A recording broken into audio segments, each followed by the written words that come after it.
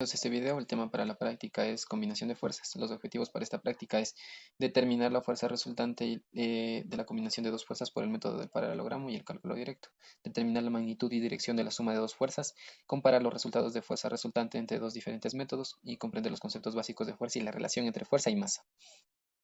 Bien, para esto tenemos que tener ya en claro varios conceptos con anterioridad, como son las tres leyes de Newton, el concepto de fuerza, fuerza gravitacional, masa, peso y saber sumar por el método del paralelogramo.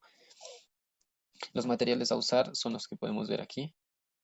Y el montaje para el primer experimento fue unir las dos bases mediante una varilla, luego se apiló de manera vertical dos varillas, en ellas en su cima las ponemos las dos dobles nueces, y en las dos dobles nueces acomodamos lo que son los dinamómetros.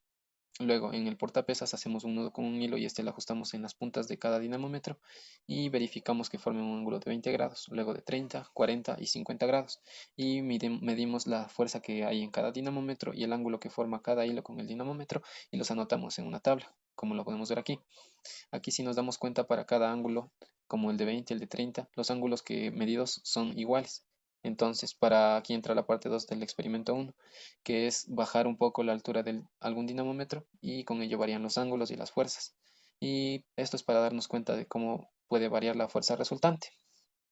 Para calcular la fuerza resultante utilizamos el método del paralelogramo y como podemos ver aquí, la fuerza resultante nos coincidió con el eje y positivo. El método del paralelogramo con cualquier valor de la tabla 1, en este caso con el ángulo de 70 grados, usamos para calcular las tensiones en Y y en X con las funciones seno y coseno. Entonces, una vez obtenido esto, sumamos todas las fuerzas resultantes en X y en Y estas a su vez nos sirven para usar el teorema de Pitágoras y obtener la fuerza resultante, que en este caso nos da 1.11. Y esto también tenemos que compararlo con el peso, que va a ser constante para todas las tablas. Para las tablas 1 y 2, que es 1.07. Aquí difiere un poco en comparación a la fuerza resultante. El otro método que podemos utilizar se basa en la segunda ley de Newton, que es que toda la sumatoria de fuerzas, tanto en X y en Y de un cuerpo que está en reposo, en este caso, nos debe dar cero. Entonces aquí, reemplazando las tensiones en X y en Y, obtenemos que el peso es igual a a la fuerza resultante. Y esto es importante tener en cuenta. Luego realizamos lo mismo para la tabla número 2 con cualquiera de los datos y obtenemos que la fuerza resultante es 1.08, que difiere un poco con el valor, pero no tanto como el anterior. Luego realizamos lo mismo, pero con el método del cálculo directo, y aquí sí igual nos coincide la fuerza resultante con el peso, que está bien. Entonces, estos errores que difieren podemos determinarlos con su porcentaje de error, que en este caso para la parte 1 sí difirió más o menos, que fue un error del 3.73% y para el otro fue el error de un 0.18%, que ya no es tanto.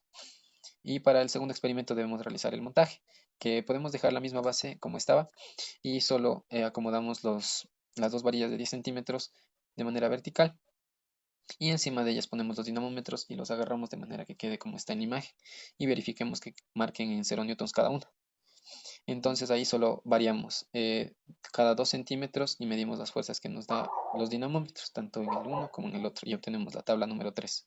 Bien, de este segundo experimento se pueden rescatar algunas cosas, como lo es la relación entre el desplazamiento y la fuerza, que su relación es directamente proporcional, es decir, si aumenta el desplazamiento, aumenta la fuerza.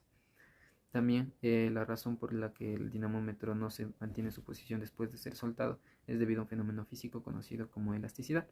Como conclusiones tenemos que las fuerzas resultantes obtenidas tanto por el método del paralelogramo y el método del cálculo directo difieren debido a errores cometidos por el experimentador.